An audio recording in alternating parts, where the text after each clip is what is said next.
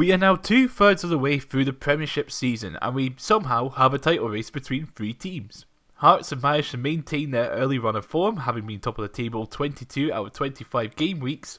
Rangers have recovered from their poor start thanks to Danny Rowe, while Celtic have been having an interesting time of things, shall we say.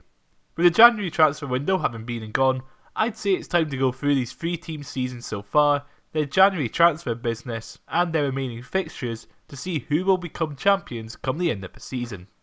Starting off with our current leaders, we have Hearts with 54 points from 25 games.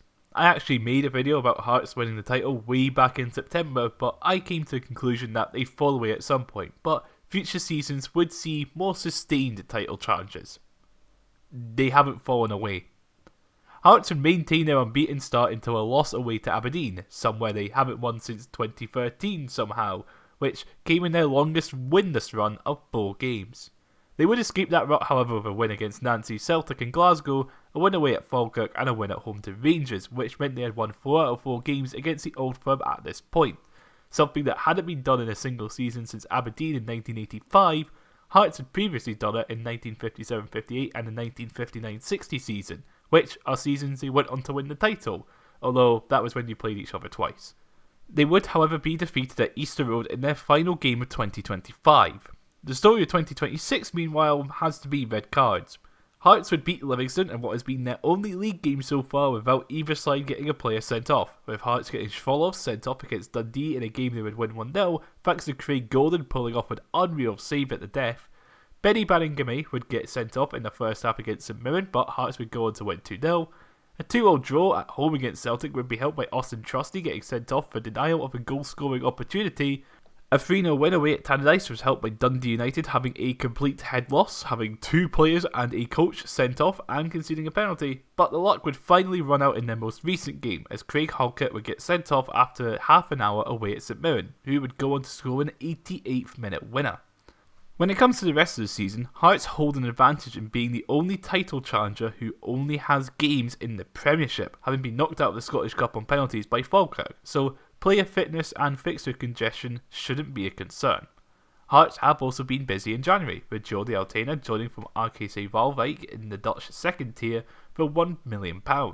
Rogers Mato joining on loan from Macedonian side Vardar, with his move becoming permanent in the summer following a pre-contract agreement. All of this despite the Vardar chairman going off on a mad one over the original free transfer deal. Just typical Balkan shenanigans. Islam Chesnikov has joined on a free from Tobol Kostane in Kazakhstan, which has led to Hearts' social media being filled with Kazakhs demanding to see him, along with Derek McCannis to speak Kazakh in interviews. Көз кез көз, күш кеш көш, кір кер көр, күл кел көл, кілең қысқа сөз кім оқиды тез. Арқада алты арқар бар, қырқада қырық арқар бар, қырық арқарда ақ арқар бар, алты арқарда марқа арқар бар. Әбдіреде әбігер әтеш отырған әбдірені әжем ашып отыр, гүлім. Their final arrival was Mark Leonard joining on loan from Birmingham, but arguably the most important bit of business has been the lack of any first team departures. Seeing as previous teams that have got a bit close to the old firm have seen their squad ransacked by them or teams down south. At this stage of the season, Hearts have scored the most goals and have the 3rd best defence, showing that this run is clearly no fluke. Their next 2 games at the time of writing are easily their biggest games. Hibs at home, which happens before this video comes out, so insert result here, before a trip to Ibrox. Afterwards, they have Falkirk, who have been having an excellent season so far, with bottom half sides Aberdeen, Kilmarnock, Dundee and Livingston coming up, before a game against high-flying Motherwell. Post-split is where things would get interesting for Hearts. They would have to play Rangers at home, but most importantly, they'd have to play Celtic away. And this time, it won't be under the tutelage of Wilfred Nancy, so having as large a gap as possible before the split is of utmost importance if they want to make a buffer in case of a loss to either or both Glasgow sides in the final run-in. Moving on to the team in second place now, which is Rangers with 51 points from 25 games. Rangers have somehow managed to wrangle their way back into title contention following their start under Russell Martin. Rangers at the time of Martin's sacking were 11 points behind Hearts and 9 behind Celtic, having won once and drawn 5 of their opening 7 games. Their game after saw yet another draw to see them 6th, 13 points off the top. Danny Rowe has come in since, however, and has really turned them around.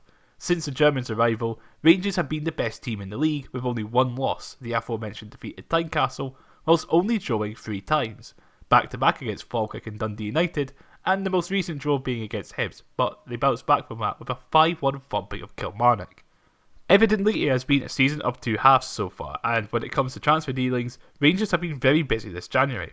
Oscar Cortez, Joe Rothwell, Kieran Dowell, Danilo, Lyle Cameron, Finlay Curtis and Clinton Inciala have all left the club, while Andreas Skov Olsen has joined on loan from Wolfsburg, Tur Romans has joined from Belgian side KVC Westerlo for £3 million, Tochi Chukwuani from Austrian side Sturm Graz for £4 million, and Ryan Naderi from German third-tier side Hansa Rostock for £5 million.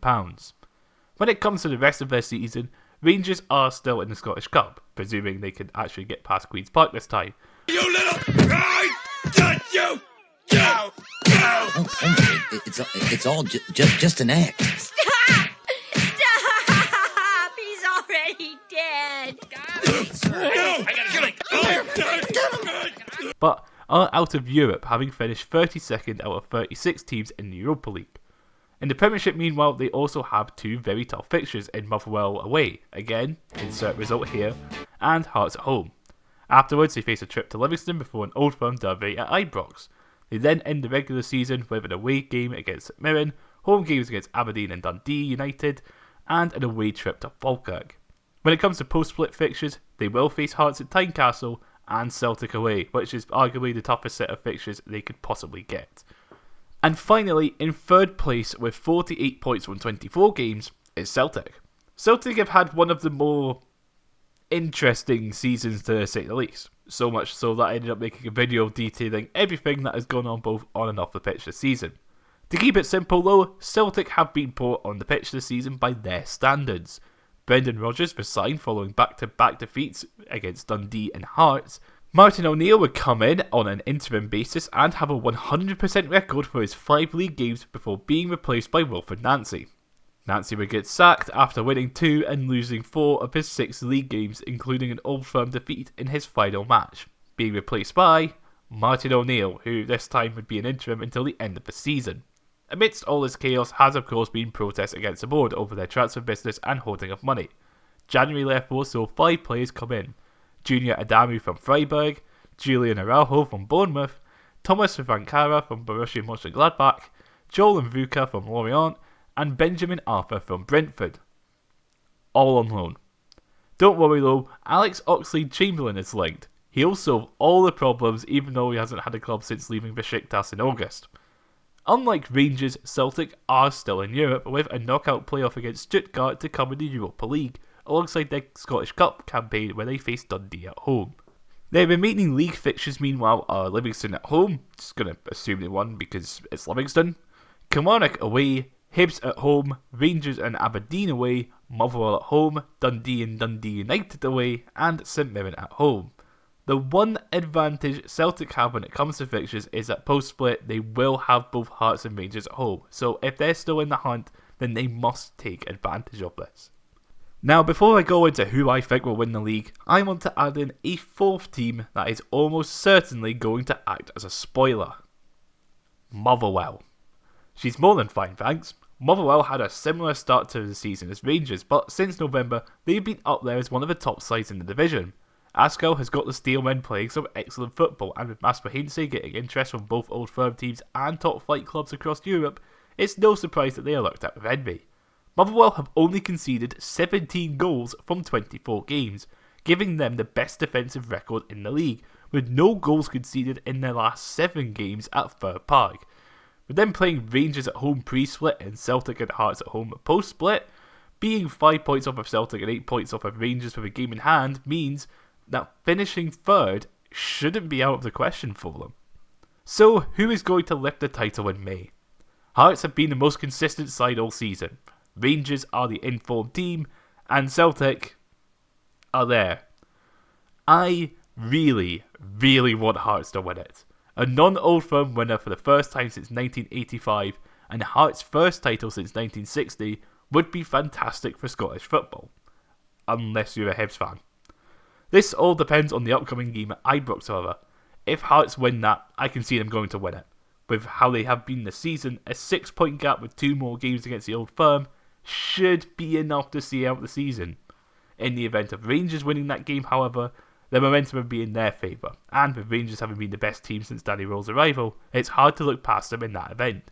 Celtic, meanwhile, will have to deal with the most fixture congestion. There is a toxic atmosphere around the club, and the players don't really seem up for it when the going gets tough. If you're asking me for a definitive answer, and one that will get clipped and see me clowned on at the end of the season, with fans of that team claiming a jinxdom, I'm going with Hearts as this season's Premiership champions. Sorry Jambos, enjoy your 3rd place finish now.